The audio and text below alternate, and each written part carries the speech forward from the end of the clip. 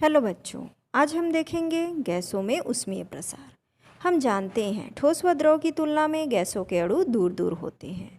जब इन्हें ऊष्मा दी जाती है तो इन अणुओं की गतिज ऊर्जा बढ़ जाती है और ये एक दूसरे से दूर जाने का प्रयास करते हैं, जिससे इनके आयतन में वृद्धि होती है। इसे ही गैस का ऊष्मीय प्रसार कहते हैं।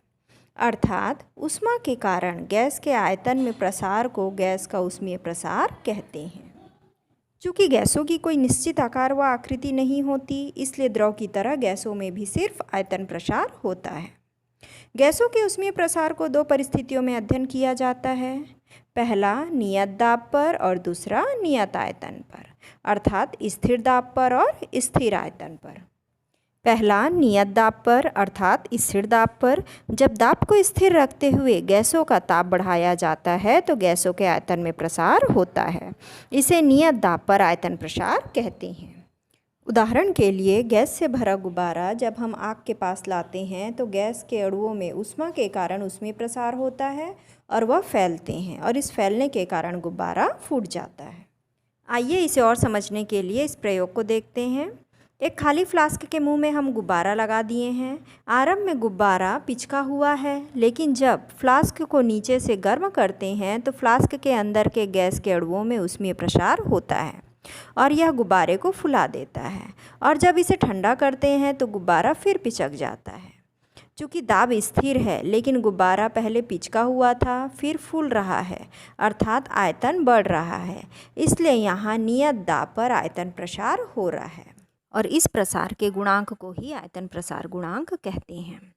आयतन प्रसार गुणांक निकालने का सूत्र होता है आयतन में वृद्धि बटा प्रारंभिक आयतन गुणित ताप वृद्धि, अर्थात गामा पी बराबर डेल्टा वी बटा वी गुणित डेल्टा टी। यहाँ गामा प्रसार गुणांक को बताता है। चूँकि यह नियत दाब पर हो रहा है इसलिए इसके साथ पी लगाया गया है।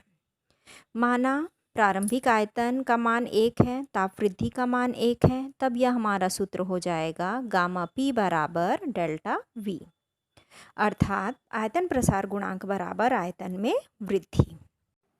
अर्थात स्थिर दाब पर एकांक आयतन वाली गैस का ताप 1 डिग्री सेल्सियस बढ़ाने पर उसके आयतन में होने वाली वृद्धि को गैस का आयतन प्रसार गुणांक कहते हैं।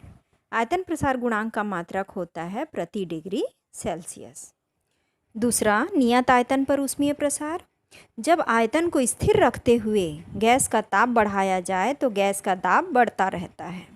इसे नियत आयतन पर दाब प्रसार कहते हैं और इसके गुणांक को दाब प्रसार गुणांक कहते हैं। उदाहरण के लिए कुकर में जब खाना बनाते हैं तो कुकर की मोटी परत स्थिर रहती है, अर्थात आयतन स्थिर रहता है, लेकिन जब नीचे से ऊष्मा दी जाती है तो अंदर स्थित गैस के अणुओं में ऊष्मीय प्रसार होता है और वह कुकर की बॉडी पर दाब डालता है। चूँकि सीटी के पास वह खुली होती है, अतः उच्च दाब के साथ वह सीटी को ऊपर फेंकते हुए बाहर निकलती है। चूँकि यहाँ आयतन स्थिर है और दाब बढ़ रहा है, अतः यहाँ नियत आयतन पर दाब प्रसार हो रहा है और इस प्रसार के गुणांक को ही दाब प्रसार गुणांक कहते हैं। दाब प्रसार गुणांक निकालने का सूत्र होता है दाब में वृद्धि बटा प्रारंभिक दाब गुणित ताप वृद्धि, अर्थात गामा वी बराबर डेल्टा पी बटा पी गुणित डेल्टा टी। यहाँ गामा प्रसार गुणांक है और इसके साथ में जुड़ा हुआ वी नियत आयतन को बताता है। माना प्रारंभिक दाब 1 है और ताप में वृद्धि 1 है, तब यह हमारा सूत्र हो जाएगा गामा वी बराबर डेल्टा पी, अर्थात दाब प्रसार गुणांक बराबर दाब में वृद्धि। अर्थात स्थिर आयतन पर एकांक दाब वाली गैस का ताप 1 डिग्री सेल्सियस बढ़ाने पर उसके दाब में होने वाली वृद्धि को गैस का दाब प्रसार गुणांक कहते हैं। दाब प्रसार गुणांक का मात्रक होता है प्रति डिग्री सेल्सियस। तो ये थे गैसों में ऊष्मीय प्रसार। अभी तक हम लोग ठोस, द्रव व गैसों में ऊष्मीय प्रसार को समझ चुके हैं। आइए ऊष्मीय प्रसार के कुछ उदाहरण देखते हैं। पहला, बिजली व टेलीफोन के तारों को ढीला बांधा जाता है। इसका कारण ऊष्मीय प्रसार से जुड़ा हुआ है। गर्मी में ऊष्मीय प्रसार के कारण तार फैलकर ढीले रहते हैं, लेकिन ठंड के दिनों में वे सिकुड़ जाते हैं। अगर ढीला ना बांधा जाए तो वे सिकुड़कर टूट जाएंगे। दूसरा, कंक्रीट से बनी सड़कों में ब्लॉक्स के बीच में खाली जगह छोड़ी जाती है। इसका कारण यह है कि गर्मी के दिनों में कंक्रीट में ऊष्मीय प्रसार होता है और वह फैलकर खाली जगह में भर जाती है। अगर खाली जगह न छोड़ा जाए तो वे संधि स्थल पर मुड़ जाएगी या ऊपर आ जाएगी। तीसरा, उबलते पानी को कांच के बर्तन में डालने पर वह चटक जाता है, क्योंकि कांच ऊष्मा का कुचालक होता है। उबलते पानी को जब कांच के बर्तन में डालते हैं तो कांच का अंदरूनी भाग ऊष्मा के कारण फैल जाता है, जबकि बाहर की परत नहीं फैल पाती और दोनों परतों में प्रसार में अंतर होने से कांच चटक जाता है। चौथा, रेल की पटरियों को बिछाते समय बीच बीच में खाली जगह छोड़ी जाती है, क्योंकि गर्मी के दिनों में पटरियों में ऊष्मीय प्रसार होता है और वह फैलकर खाली जगह में भर जाती है।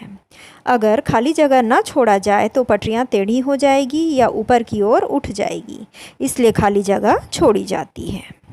तो ये थे दैनिक जीवन में ऊष्मीय प्रसार के कुछ उदाहरण।